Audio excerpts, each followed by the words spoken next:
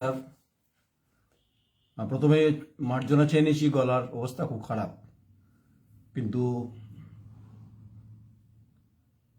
তার জন্য সাংবাদিকতা কিছু কথা যা যা বলার সময় সত্যি বারবার প্রয়োজন হয়ে পড়ে। তো যদি কোনো কথা বলার সময় কোনো সমস্যা হয়, আপনারা মার্জনা করবেন আমাকে। আর নাম্বার 2 হচ্ছে যে আজকে চিৎকার করার অবস্থায় আমি নেই অবশ্য। তো আমি বাড়িতে বসেই সম্প্রচার করছি, সরাসরি সম্প্রচার, যেটা দ্য কোয়েরির জন্য মানুষের প্রত্যাশা ভালোবাসা আছে, সেটা পাই। সেটা পথে ঘাটে, রাস্তায়, মহানগরে, গ্রামে, শহরে, বিভিন্ন সভ্যতার সঙ্গে যারা যুক্ত থাকেন মানুষজন, যাদের সমাজ জীবনে ভূমিকা রয়েছে, যাদের কথা আমি বলার চেষ্টা করি, তারা অন্তত কিছু কিছু সময় দাবি তোলেন যে নয়ন রায়ের আওয়াজটা ক্রমশ কি কমছে। না, এটা একদমই নয়। গলার অবস্থা খারাপ, স্বাভাবিকভাবে গলা অবস্থা খারাপ হলে তো কিছুটা আওয়াজ লো হবেই। তবে আমি অনেকগুলো বিষয় আজকে আমি বলবো। অবশ্যই অরিজিৎ সিং আসবে, অবশ্যই হচ্ছে রে মোমো কারখানা মৃত্যু বিষয় আসবে, অবশ্যই রাজ্যের বিভিন্ন স্কুলগুলোতে, সরকারি স্কুলগুলোতে কী অবস্থা সেটা আসবে। আজ যেটা দিয়ে শুরু করতে চাইছি, যেহেতু বলছি বাড়িতেই বসেছি, তার জন্য কোনো আমি অফিসে নেই, স্টুডিওতে নেই এই মুহূর্তে। আর সোনো পাউডার মেখে বসার কোনো দরকার নেই। আপনি মানুষের কথা সঠিকভাবে বলছেন কিনা, আর ডিজিটাল প্ল্যাটফর্ম হচ্ছে খুব গুরুত্বপূর্ণ এই মুহূর্তে, যেটা দূর দূর তক মানুষের কাছে পৌঁছায়। অর্থাৎ আমি যেটা মনে করি গণতান্ত্রিক ব্যবস্থার সঙ্গে যুক্ত। আচ্ছা, সেটা হচ্ছে যে নামটা হচ্ছে, নাম খুব গুরুত্বপূর্ণ, খুব স্বাভাবিক। নাম যদি পীযূষ পান্ডে হয়, senior IPS officer, Indian police service যাকে বলা হয়, তো প্রশ্ন হচ্ছে যে আপনি এতক্ষণ পরে বলছেন কেন? সমস্ত টিভি ব্রেকিং চলছে। আচ্ছা, ব্রেকিং দিতে হবে কে বলেছে? ব্রেকিংয়ে বলতে হবে যে রাজ্য পুলিশের তিনি মহানির্দেশক হচ্ছেন, এটা ব্রেকিংয়ে কি আছে? আমি তো ভিউজ বলছি, আমি তো কিছু ব্যক্তি সম্পর্কে কথা এবং পীযূষ পান্ডে সম্পর্কে কিছু তথ্য যা আমার কাছে আছে সেগুলো অবশ্য বলবো আমি। তো আমি তার জন্য ব্রেকিং দরকার নেই, তার জন্য সোনো পাউডার মেখে লিপস্টিক, যদিও লিপস্টিক আমি না, যারা অ্যাঙ্কার তারা করেন, অন্যভাবে নেবেন না ব্যাপারটা। প্রথমত হচ্ছে যে পীযূষ পান্ডে রাজ্য পুলিশের ডিজিপি হবেন, এটা আমি জানতাম। এটা বিগত 4 দিন ধরেই আমি জানতাম, কিন্তু আমি এটাকে ব্রেকিং আকারে দিইনি, বা থাম্বনেল বা টিজার যাই বলুন না কোনো, যেটা ডিজিটাল মিডিয়াতে। আর টিভি চ্যানেলে চাকরি করে তো ব্রেকিং, মুহুর্মুহু ব্রেকিং, যে এই মুহূর্তে সবথেকে বড় খবর, রাজ্য পুলিশের মহানির্দেশক করেন পীযূষ পান্ডে। আমার কাছে এটা বিগ ব্রেকিং নয়।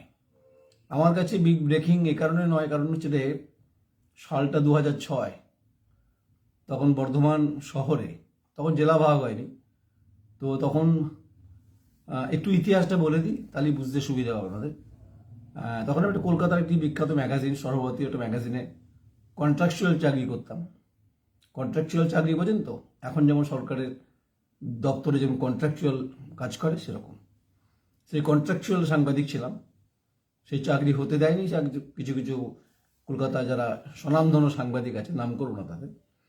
তো সেই সময় বর্ধমান শহরে প্রাণকেন্দ্রে নবাবহাটের কাছে মেগা হেলথ সিটি নিয়ে তখন হচ্ছে জমি অধিগ্রহণ প্রক্রিয়ায় ব্যাপক আন্দোলন শুরু হয়েছিল। তখন নিরুপম সেন বেঁচে ছিলেন, এবং বর্ধমান পৌরসভা তৎকালীন যিনি চেয়ারম্যান ছিলেন তিনি এখন তৃণমূলে আছেন। এবং সেই মানে হেলথ সিটি যেটা বলা হচ্ছিল, যেটা নবাবহাটের কাছে, তো সেটা নিয়ে জমি সংঘর্ষ, আন্দোলন, তো খুব তুলকালাম পরিস্থিতি। তো সেই সময় আমার যেহেতু কন্ট্রাকচুয়াল চাকরি করতাম, সাংবাদিকতা, এটা সাংবাদিকতা এখন তো কন্ট্রাকচুয়ালও আগে ছিল, এখনও আছে, এখনও সব উঠে গেছে। তো আমার মনে হলো যে যিনি আমার কন্ট্রাকচুয়াল বস ছিলেন, তিনি আমায় বললেন যে বর্ধমানে এরকম ঘটনা ঘটছে, সিঙ্গুরের ফরম্যাটে তো একটা স্টোরি হতে পারে, খুব স্বাভাবিক যে জমি যদি জোর করে অধিগ্রহণ করে তো এটা স্বাভাবিকভাবে এটা স্টোরি হবে।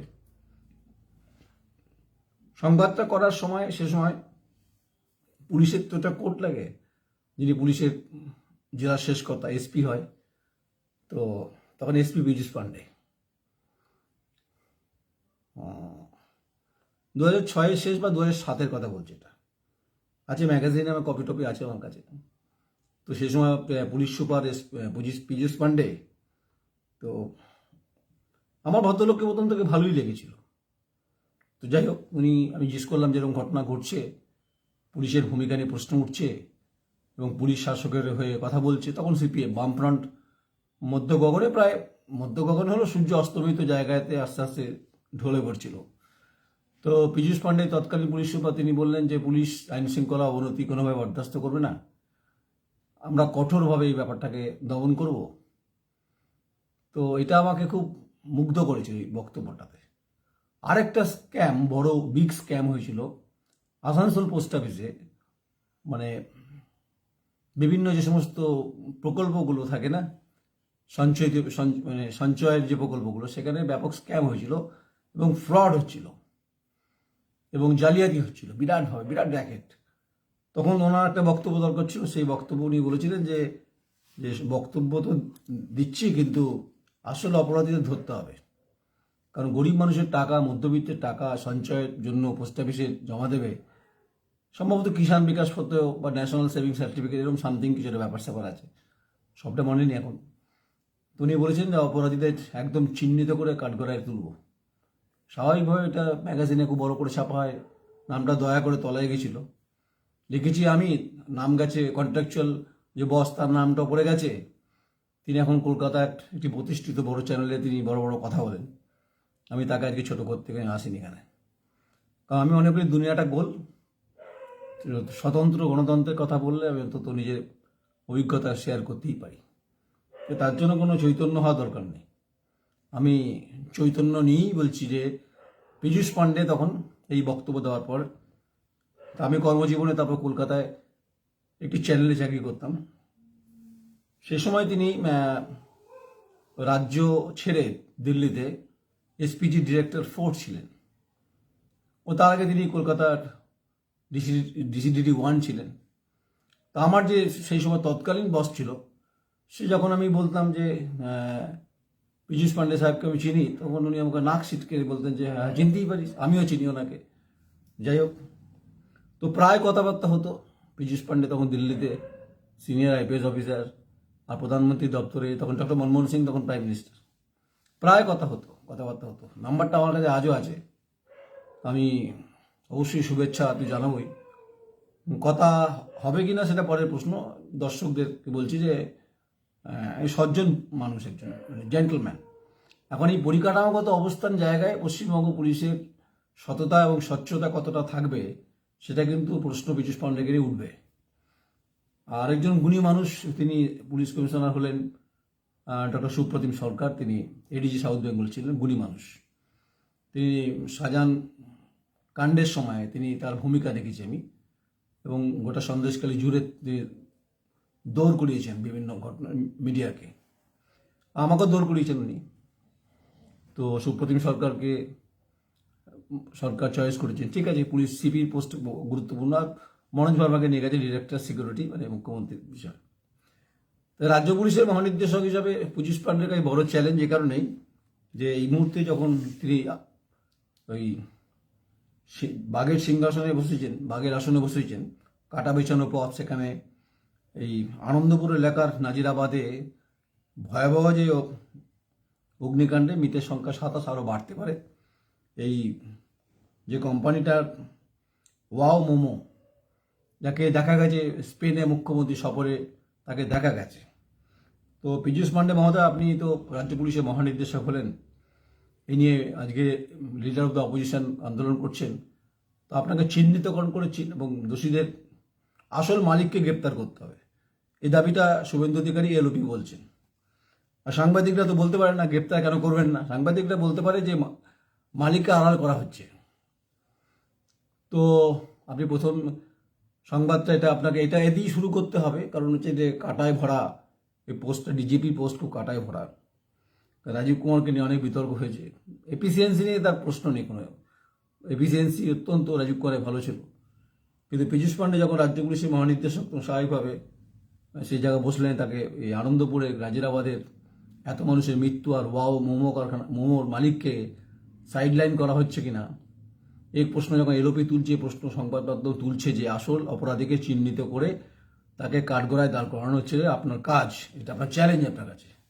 যেহেতু আমি আপনাকে ব্যক্তিগত স্তরে চিনি, আপনার অ্যাক্টিভিটি আমি জানি, আপনার পারফরমেন্স সম্পর্কে আমি ওয়াকিবল, তাই আপনার সঙ্গে আমার কথা হবে, আপনার সঙ্গে আমার দেখা হবে। তাই অগ্রিম অভিনন্দন রইল। পশ্চিমবঙ্গে যেই মুহূর্তে যে কণ্টকময় পরিস্থিতি, পশ্চিমবঙ্গের আইন শৃঙ্খলা প্রশ্নে পুলিশের ভূমিকা নিয়ে যখন বিভিন্নভাবে প্রশ্ন উঠছে, শাসক দলের তামাক বলা হয়, সেখানে আপনাকে এখানে নিরপেক্ষ যে থাকতে হবে, এটা আপনার কাছে একটা বড় চ্যালেঞ্জ।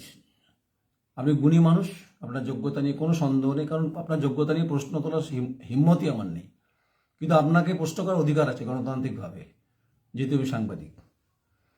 তাই পীযূষ পান্ডে রাজ্য পুলিশের মহানির্দেশক, এটা বিগ ব্রেকিং কিনা বলতে পারবো না, কিন্তু আপনি যে এমন সময় বসলেন, পশ্চিমবঙ্গ বিধানসভা নির্বাচন 2026 আপনাকে আপনার কাঁধে ভর দিয়ে মুখ্যমন্ত্রী মমতা বন্দ্যোপাধ্যায় পার হতে চাইবেন। তাই ওয়াও মোমো কারখানার আসল মালিককে স্পেনে ঘুরতে যাওয়া, সেই ছবি ভাইরাল হওয়া, আপনি গ্রেপ্তার করতে পারবেন কিনা পীযূষ পান্ডে, আপনি ডিজিপি রাজ্য পুলিশের গায়ে, তো আপনাকে এটা চ্যালেঞ্জ নিতে হবে। আপনাকে কীভাবে নেবেন সেটা পরে। আর যে সমস্ত ছেলেমেয়েরা শিক্ষার অধিকারের প্রশ্নে লড়াই করছে, তাদেরকে নিশ্চয়ই চুলের মুঠকে আপনি ধরতে দেবেন না, কিন্তু আপনাকে তো মুখ্যমন্ত্রীর কথা শুনতে হবে। এটা শাসকের আবহে যেই থাকে তাকে শাসকের কথাই শুনতে হয়। যাই হোক, আপনি বাম পিরিয়ড দেখেছেন, আপনি তৃণমূল পিরিয়ড দেখছেন, আপনার আগামী দিন যাত্রা ভালো হোক। তো বাকি আপনার সঙ্গে একদিন কথা হবে, আপনার দপ্তরে না হোক অন্তত ফোনে কথা হবে আপনার সঙ্গে। যাই হোক, এটা বাংলার দর্শকদের বলার উদ্দেশ্য, মানে আপনারা যদি কোনো জুড়তে থাকেন, যদি কমেন্টস করতে থাকেন, আপনারা করতে পারেন। আপনাদের হয়তো আমাকে ভালো লাগবে না এই ব্যাপারগুলোতে, কারণ আমি মনে করি যে বিষয়গুলো অত্যন্ত সংবেদনশীল এবং এটা বলা উচিত। যে তাই বলেছি যে বেশ কিছু কথা আজ হবে, তার মধ্যে মোমো কারখানার ওয়াও মোমো কারখানার মালিককে গার্ড করা হচ্ছে, একদম শাসক দল গার্ড করছে জাস্ট। তো এখানে সুজিত বসু দমকল মন্ত্রী তার পদত্যাগে দাবি করেছেন এলওপি, এবং এখানে ছিল অরূপ বিশ্বাসও গেছেন ওখানে, তিনি রাজ্যের নগর উন্নয়ন মন্ত্রী। এবং এই সোনারপুরে তোলাবাজির গল্প আছে এই কারখানার বিষয়ে, এবং এই কারখানাতে অগ্নি নির্বাপন ব্যবস্থা ছিল না, এটা হচ্ছে তদন্তে পরিষ্কার হচ্ছে। এখন এত মানুষের মৃত্যু হয়েছে যে এখানে অগ্নিদগ্ধ হয়েছে, খুঁজে পাওয়া যায়নি। তাই রাজ্য পুলিশের ডিজিপি হিসাবে পীযূষ পান্ডে মহোদয়, আপনাকে এই চ্যালেঞ্জ অ্যাকসেপ্ট করতে হবে। সংবাদপত্র সংবাদ করবে, আমি আমার মতো করে করব। তাই দেখা হবে আপনি কিভাবে কাজটা করছেন, দেখা হবে। এটা একটা 2 নম্বর হচ্ছে পশ্চিমবঙ্গের আরেকটা বিষয়, আমি এবার সেটা অবশ্যই আমি এই ইস্যুটাকে সমর্থন করছি। আজকে এসএফআইয়ের মুভমেন্ট দেখছিলাম বিকাশ ভবনে, অন্য একটা ইস্যুতে আসি আমি, যেহেতু বলেছি কিছু কথা বলবো আজ আমি। তো বিকাশ ভবনে তাদের আজকে অবস্থান ছিল, ধর্ণা যাই বলুন না কেন, যে প্রাথমিক এবং উচ্চ মাধ্যমিক ও মাধ্যমিক শিক্ষা কেন্দ্রগুলো সরকারের, সেগুলো কার্যত ধুঁকছে, এবং সরকার সেগুলোর ব্যাপারে পদক্ষেপ নিচ্ছেন না, এবং ওরা বামপন্থীরা এরকম টিজার আমি দেখছিলাম, এবং তারা আন্দোলনে নেমেছে, সেখানে পুলিশের সঙ্গে ধস্তাধস্তি হয়েছে। তো যেহেতু বিকাশ ভবনে রাজ্যের শিক্ষামন্ত্রী বসেন, খুব স্বাভাবিকভাবে এ প্রশ্ন তার কাছে থাকবে, কিন্তু ব্রাত্য বসুর তো হিম্মত নেই যে তিনি মুখ্যমন্ত্রী ক্রস করে চলে যাবেন, কারণ তাকে তো জবাব দিতে হবে মুখ্যমন্ত্রীর কাছে, কারণ তিনি তো মুখ্যমন্ত্রীর তিনি প্রতিনিধি। হ্যাঁ, তো স্বাভাবিকভাবে এটা নিশ্চয়ই আপনারা বুঝতেই পারছেন ব্রাত্য বসু শিক্ষামন্ত্রী রাজ্যে তার কি করুণ অবস্থা।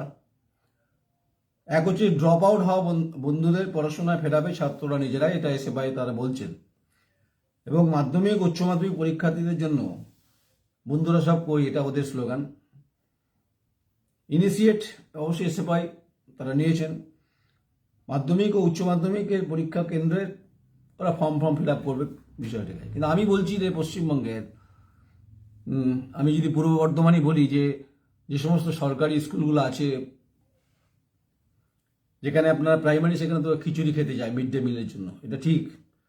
এবং এই ড্রপ আউটের বিষয়টা হচ্ছে যে, কারণ হচ্ছে যে, দেখুন অনেক মানুষের তো ক্ষুধার তালিকায় থাকে সেই সরকারি যে সমস্ত একদম হচ্ছে প্রাইমারি স্কুলে, সেখানে পিছিয়ে পড়া গরিব মানুষ ছেলেমেয়েরা সেখানে পড়তে যায়, তারা একবেলা খাবার দাবার পান, সরকার দেয় দয়া করে।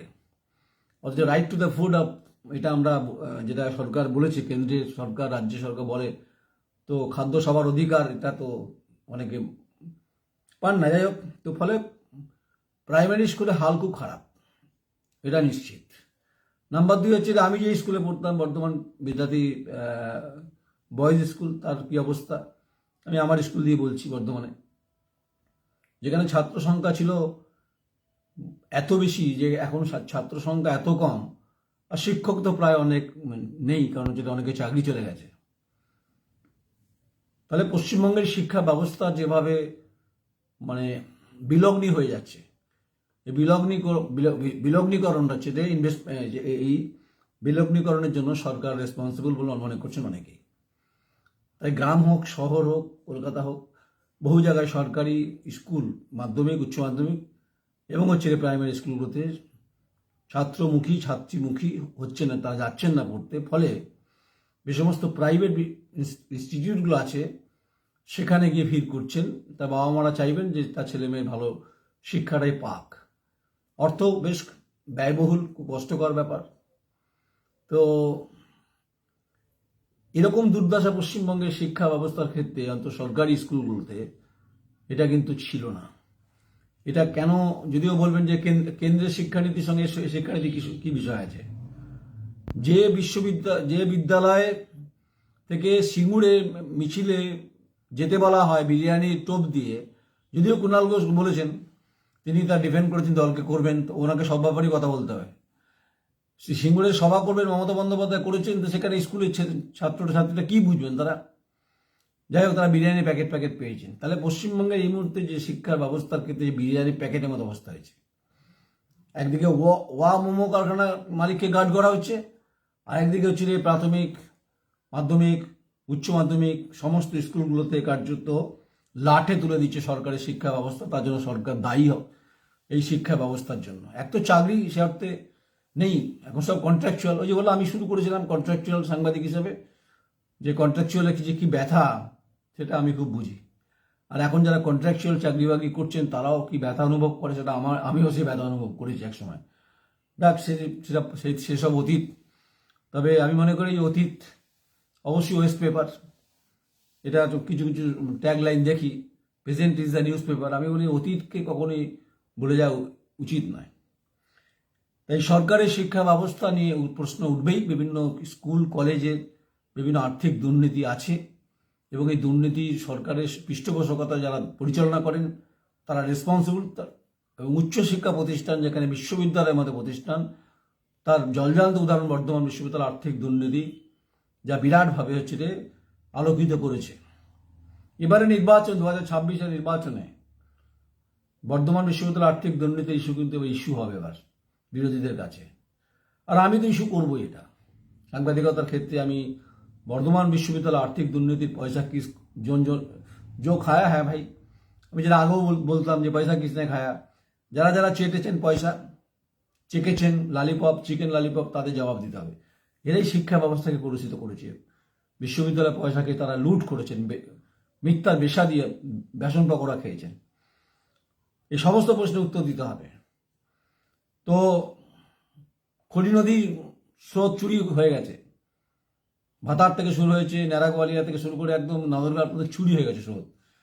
কিছু কারখানা সেখানে বর্জ্য পদার্থ ফেলে দিচ্ছে, সেখানে জল বিষাক্ত হচ্ছে, গবাদি পশু, মানুষ, তার চামড়ার প্রবলেম হচ্ছে, চোখের প্রবলেম হচ্ছে। তো সেই সংবাদ তো করেছি। এই সংবাদ কি সরকারের টনক নড়ে? নড়ছে না। কিন্তু আজ না হোক কাল তো নড়তেই হবে। তাই স্বাস্থ্য ব্যবস্থা, বেসরকারি মেডিকেল কলেজে দুর্নীতি, যে ফাইল আমার কাছে আছে গোটা দেশ জুড়ে এবং বর্ধমানে শহর এবং রাজ্য জুড়ে, তার পান্না তো আমি সবে শুরু করেছি। এটা তো হবে, ধাপে ধাপে হয়ে যাবে। যাক, শেষ করি। সেটা হচ্ছে অত্যন্ত মর্মাহত অরিজিৎ সিংকে নিয়ে। আমি দুঃসাহস দেখাচ্ছি না, আমার সে দুঃসাহসের কোনো জায়গায় নেই। আমি অরিজিৎ সিংয়ের গান ভালোবাসি, মানে বাঙালি বলে নয়, কিন্তু অরিজিৎ সিং কোনো সম্প্রদায় হতে পারে না। অরিজিৎ সিং অবশ্যই দেশের, আমাদের সম্পদ। মানে কিশোর কুমারের পর একটা লেগাসি যেটা যদি হয়, যে লেগাসিটা মানে যেটা বয়ে নিয়ে যায়, সেটা হচ্ছে অরিজিৎ সিং। একটা বলে তো বয়ে যাওয়া। তো তার এই হঠাৎ করে সিদ্ধান্ত, মর্মাহত হয়েছি, অশ্রু ভিজেছে, কিন্তু সাংবাদিকদের আবার চোখে জল ফেলতে নেই, কষ্ট পেয়েছি খুব। কিন্তু তিনি অন্যান্য গান গাইবেন, অন্তত তার শ্রীবৃদ্ধি, তার সুস্থতা কামনা করছি। কারণ অরিজিৎ এই যুগের এই ব্যবস্থার সঙ্গে জুড়ে থাকা একটা স্ফুরণ, একটা অক্সিজেন, একটা প্রাণ, একটা বেঁচে থাকার ক্ষেত্রে হয় না, গান খুব বেঁচে থাকার ক্ষেত্রে গুরুত্বপূর্ণ। আমি বলছি না যে আমি হেমাঙ্গ বিশ্বাসের গান শুনেছি, যেহেতু বিশ্বাসের গান শুনেছি, আমি সলিল চৌধুরীর সুর দেওয়া গান শুনেছি। যদি সলিল চৌধুরী বেঁচে থাকতেন, আমি জানি না আমার সঙ্গে একমত হবেন কিনা, যদি সলিল চৌধুরীর মতো সুরকার বেঁচে থাকতেন, তাহলে অবশ্যই অরিজিৎ সিংকেরই গান গাওয়াতেন, সেটা দুর্দান্ত হতো গান।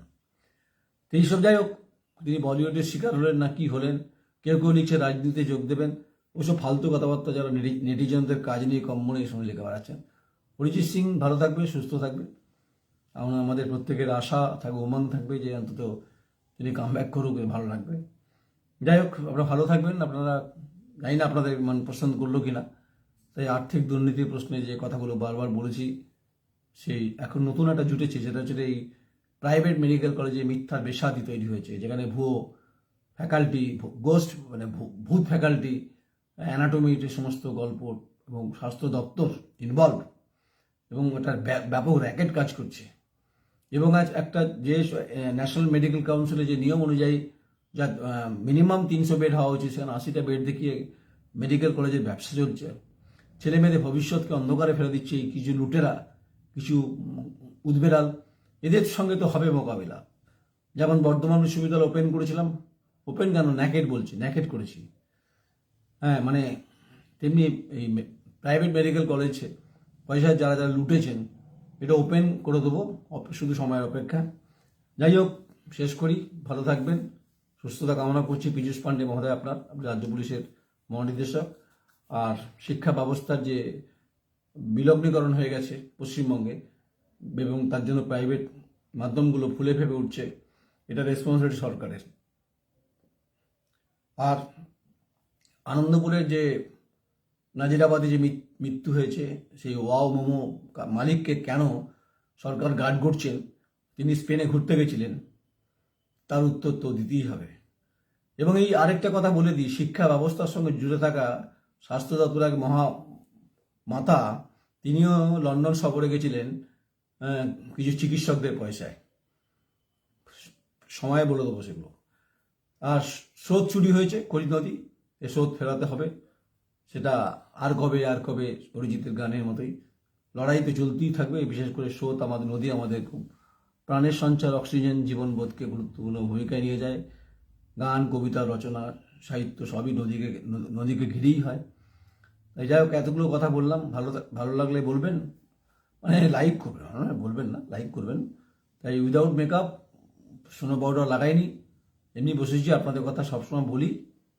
ভালো লাগলে কমেন্টস করুন। চলুন লড়াই, এই বিরাট লড়াই, এই বজ্র পদার্থগুলো চোখের আশেপাশে ঘুরছে, দুর্নীতিগ্রস্ত বজ্র পদার্থগুলো যারা বয়ে বেড়ায়, তাদের লজ্জা নেই, তারা কান কাটা, তাদের মাছের বাজারের মধ্য দিয়ে যায়।